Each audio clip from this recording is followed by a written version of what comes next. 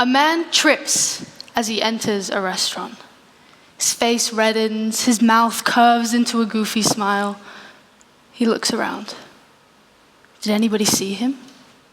Internally, he is struck with the longest, most painful 5 seconds of his entire life. Or so he thinks. He walks to his table, sits down. His facial color returns and life goes on.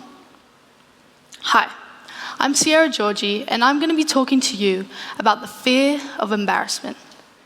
Not the embarrassment that you get when someone compliments you or when your parents show your friends your baby photos. No, I'm talking about when you make the decision not to do something in fear that you will make a fool out of yourself.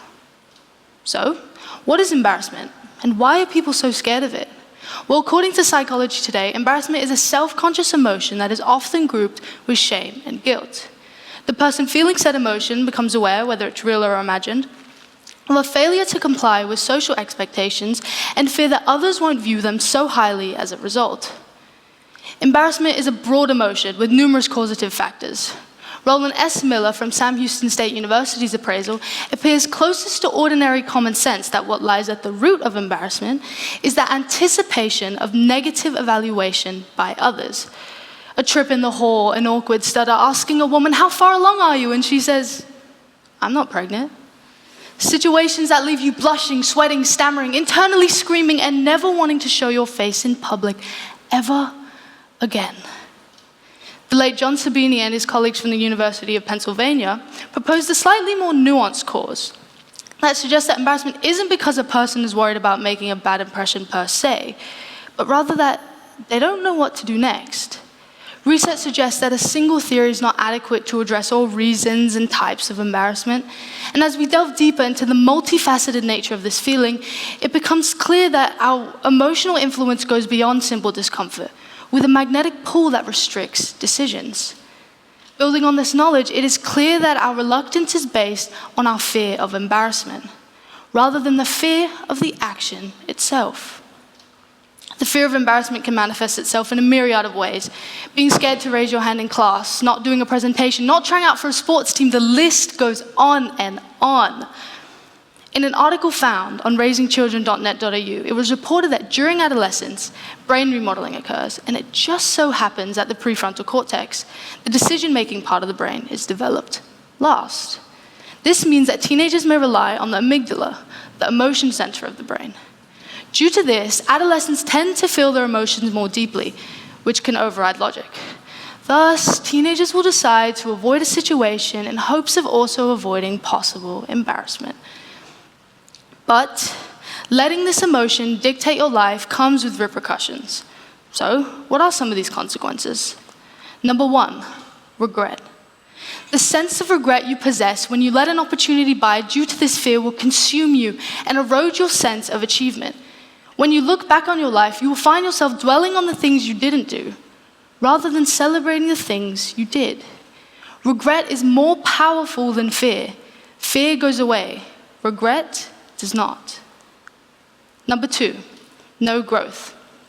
Avoiding things like not speaking up in a group conversation or not trying out a new hobby, you are forcing yourself to constantly stay in your comfort zone, limiting yourself from experiences that tell your subconscious that you can.